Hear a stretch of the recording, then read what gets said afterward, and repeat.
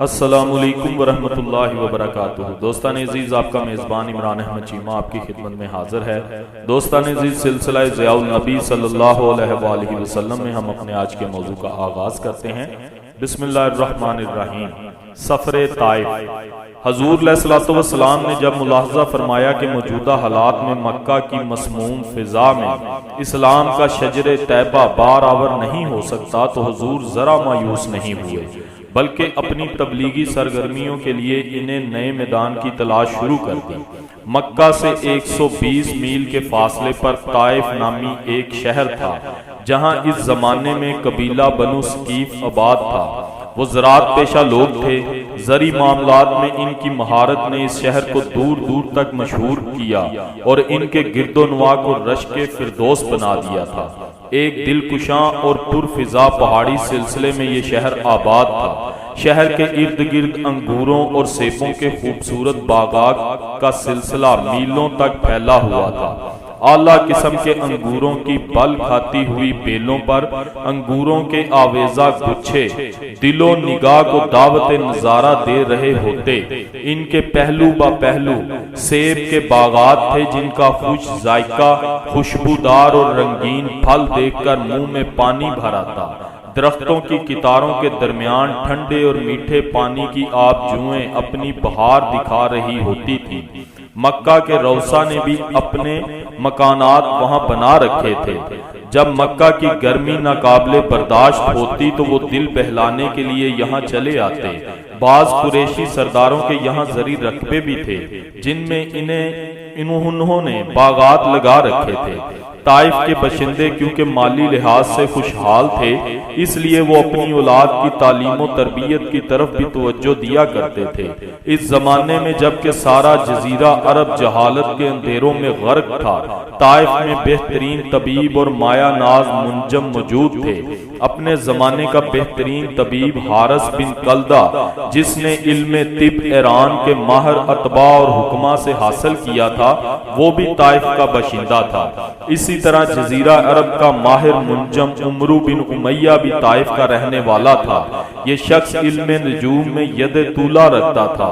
علمی طریقے سے ستاروں کی رفتار، اوقات طلوع و غروب اور ان کے اثرات سے وہ آگاہ تھا۔ ستاروں کی نقل و حرکت کا مشاہدہ کرنے کے لیے اس نے رصدگاہ بنائی ہوئی تھی۔ اس شہر کے ارد گرد کیونکہ فصیل تعمیر کی گئی تھی، اس لیے اس کو طائف کہتے تھے۔ فصیل کی تعمیر سے پہلے اس بستی کا نام وج تھا۔ اس وقت جزیرہ عرب میں ایک تنہا شہر تھا جس کے ارد گرد فصیل تھی۔ یہ فصیل عرب معماروں نے تعمیر نہیں کی تھی، بلکہ اس کے معمار ایرانی تھے۔ یہاں کے ایک شخص نے شاہ ایران کی عظیم خدمات انجام دی تھی۔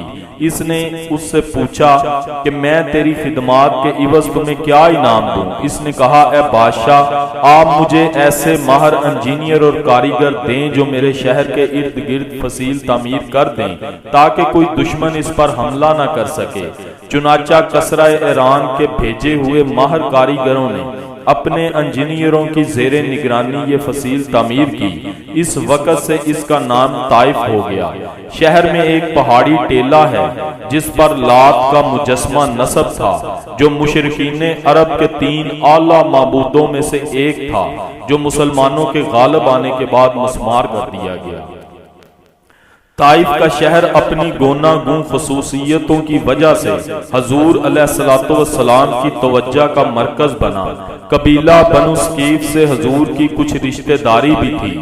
ان تمام امور کے پیش نظر حضور نے مکہ کی بجائے طائف کو اپنی تبلیغی سرگرمیوں کا مرکز بنانے کا ارادہ فرمایا۔ چنانچہ بعثت کے 10ویں سال ماہ شوال میں حضور رحمت عالم صلی اللہ علیہ وآلہ وسلم مکہ سے طائف روانہ ہوئے تاکہ قبیلہ بنو ثقیف کو اسلام کی دعوت دیں۔ شاید ان کے دل اس پیغام حق کو قبول کر لیں۔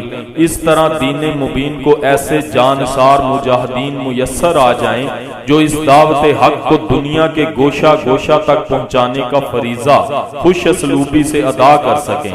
علامہ ابن اسحاق لکھتے ہیں کہ حضور نے یہ سفر تنہا اختیار فرمایا اور پیادہ پا مکہ سے چل کر طائف تشریف لے گئے۔ لیکن محمد بن سعد صاحب الطبقات کی رائے یہ ہے کہ اس کٹھن اور پر عزم مصائب و آلام سفر میں حضور کے خادم خاص زید بن حارثہ رضی اللہ تعالی عنہ کو بھی معیت کا شرف حاصل ہوا۔ یہاں پہنچ کر نبی مکرم صلی اللہ علیہ وآلہ وسلم نے رابطہ مہم شروع فرمائی۔ طائف کے تمام قابل ذکر افراد کے پاس تشریف لے جاتے، انہیں اللہ تعالیٰ کی وحدانیت پر ایمان لانے کی دعوت دیتے، دین اسلام کے بنیادی عقائد اور اساسی تعلیمات سے آگاہ فرماتے۔ گھر گھر جا کر اسلام کی دعوت دینے کا یہ سلسلہ 1 ماہ تک جاری رہا، اور بعض علماء کے نزدیک حضور نے طائف میں 10 روز قیام فرمایا، لیکن وہاں کے کسی فرد کو یہ توفیق ارزانی نہ ہوئی کہ وہ اس داعیے حق کی دعوت قبول کرتا۔ آخر کار حضور صلی اللہ علیہ وآلہ وسلم طائف کے 3 چوٹی کے سرداروں کے پاس پہنچے۔ یہ تینوں سردار سگے بھائی تھے۔ ان کے نام یہ ہیں: عبد یلیل بن عمرو، مسعود بن عمرو، حبیب بن عمرو۔ ان تینوں میں سے ایک کی شادی قریش قبیلہ کے بنو جمعہ خاندان میں ہوئی تھی۔ حضور نبی کریم ان کے ہاں تشریف لے گئے اور بڑی دل سوزی سے انہیں اسلام قبول کرنے کی دعوت دی۔ انہیں فرمایا، اگر تم اللہ تعالیٰ کی وحدانیت پر ایمان لے آؤ، اس دین حق کے بتائے ہوئے راستے پر گامزن ہو جاؤ، اس دعوت کو پھیلانے میں میرے دست و بازو بنو، اللہ تعالیٰ تمہیں دونوں جہاں میں سرخرو کرے گا، ہر میدان میں فتح و کامرانی تمہارے قدم چومے گی۔ بجائے اس کے کہ اس سچی دعوت پر وہ دل کی گہرائیوں سے لبیک کہتے اور صدق و خلوص کے ساتھ حضور کی غلامی اختیار کرتے، انہوں نے بد اخلاقی سفلہ مزاجی کا ایسا مظاہرہ کیا کہ حضور کے قلب نازک کو سخت صدمہ پہنچا۔ حضور علیہ الصلوۃ والسلام کے ارشادات کو سن کر ان میں سے ایک نے کہا، یعنی اگر اللہ نے آپ کو رسول بنا کر بھیجا ہے تو گویا میں نے غلاف کعبہ کو پارا پارا کر دیا ہے۔ دوسرے نے بدتمیزی کا مظاہرہ کرتے ہوئے یوں کہا، کیا تمہارے سوا اللہ کو کوئی اور نہیں ملا جسے وہ رسول بنا کر معبوس کرتا؟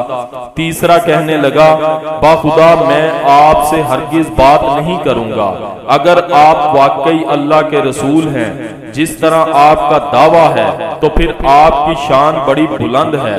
مجھ میں یہ طاقت نہیں کہ میں آپ کے کلام کا جواب دوں، اور اگر آپ معاذ اللہ پر جھوٹ باندھ رہے ہیں تو مجھے زیب نہیں دیتا کہ میں آپ کے ساتھ بات کروں۔ دوستان عزیز، موضوع کو یہیں پہ ختم کرتے ہیں۔ امید کرتا ہوں آپ کے لیے یہ موضوع بھی کافی فائدہ مند اور انفارمیٹک ثابت ہوا ہوگا۔ ویڈیو کو دوستوں کے ساتھ زیادہ سے زیادہ شیئر کیا کریں، ویڈیو کو لائک کیا کریں اور کمنٹ میں اپنی رائے ضرور دیا کریں، اور جو دوست نئے ہیں ان سے گزارش ہے کہ وہ چینل کو سبسکرائب کریں تاکہ ہماری ہر ویڈیو آپ کو سب سے پہلے موصول ہوتی رہے۔ اسی کے ساتھ اپنے میزبان عمران احمد چیمہ کو کل تک کے لیے اجازت دیجیے گا۔ اپنا بہت سارا خیال رکھیے گا، دعاؤں میں یاد رکھیے گا۔ اللہ حافظ و ناصر۔